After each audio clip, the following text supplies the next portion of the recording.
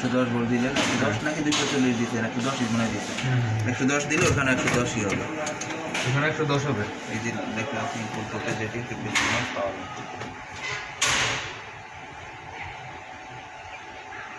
12 থেকে পাওয়ার ইনপুট তাহলে এখানে কিছু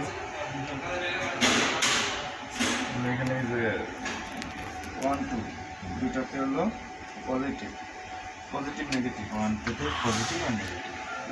এটা তো কন্ট্যাক্ট তো ইয়েই হয়ে আছে এনসি, তাহলে এইটার ভিতরে যদি আমি নেগেটিভ দিতে যাই তাহলে জানো না এনসি কোনটা?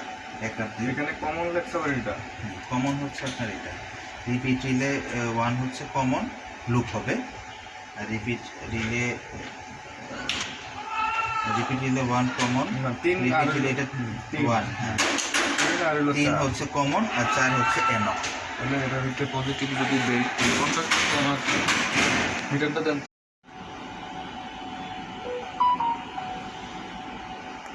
রিলে, সেখানে তো শুধু খালি 1 আর 2 লাগানো, এই যে একটা দুইও আছে, 1 আর 2 মানে হচ্ছে একে দেখা গেছে 2 হচ্ছে কমন আর 1-এর ভিতরে দিয়ে হচ্ছে বাইরের থেকে আসছে সিগন্যালটা, কিন্তু 3 আর 4-এ লাগানো লাগে না। কিন্তু 3 আর 4 দিলে 1 আর 2 এর না সাইকেল রেখে দিতেছি, এই যে প্লাস মাইনাস।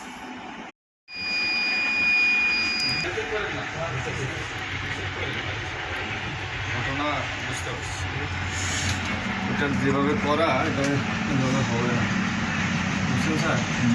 এটা যেভাবে করা এটা এভাবে হবে না। আমার করা এখন তাহলে আমাদের কিছু কি করতে হবে?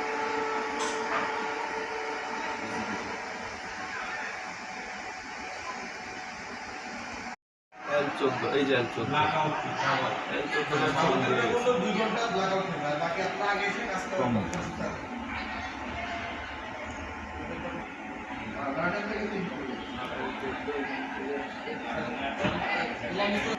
আপনি ভোল্টেজ দিবেন তখন 3 আর 4 শর্ট হওয়ার পরে ওখানে আওয়াজ সাউন্ড নর্মালি আপনার 2 নাম্বার পয়েন্টটা কমন থাকবে, সবগুলো কমন।